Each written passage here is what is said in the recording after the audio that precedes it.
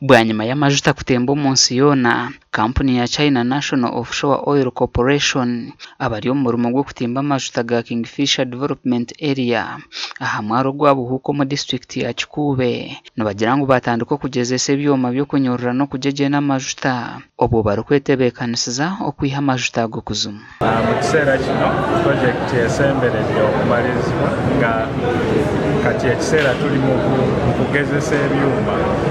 Kino ekiseera mu luzungu bakiyita pre-commissioning ne commissioning. Ekiseera kye tuba tugezesa ebyuma bye baateekayo nga tulaba oba bikola bulungi nga bisaanidde okukola. Babeera balaba ebyuma ebireeta amafuta, pipe ezireeta amafuta, buli kimu ne tanka omubeera amafuta. Andrew Mbijiti orikujunaanwa n'ebyamahuriro mu kampuni ya Sinok Uganda nagira ngu bariyo nibagezesa ebyoma barikwejunisa amaizi okureeba yaba nibikora kurungi. Olumala okubiteekawo tumala ne tubigezesa ne tuteekamu kati nga bwe babagana ne tuteekamu ng'amazzi n'olaba waliwo awatonnya oba kiki byonna nga tubigezesa oba pressure ezo ezirimu ebyo ebyuma oba zezisaanidde.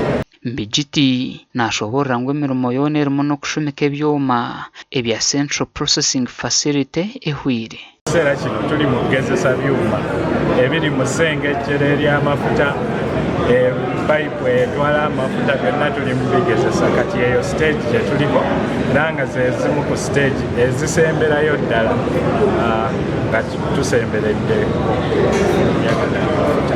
Okurugyerera hari Mbijiti ebyina 22 ahari 31 birikuza kutimbwamu amajuta byabonezibwe. Naye waaliwo enzizi 4 ezaaliwo already. So naye mu kutandika we twatandika osima 2020 twakasima enzizi 18 kyo kituwa enzizi 22 naye awamu Kingfisher tugenda sima enzizi 3. Omu mwaka gw'2023 kampuni zahirwe empatane z'okutebeekanisa eby'okunyorora amajuta ga Uganda zikatandika okusindika ebyoma okuzuma n'ekigendererwa eky'okutandika kugashohoza omwaka ogu. Gashakwanwagaba Ambrose Katoto.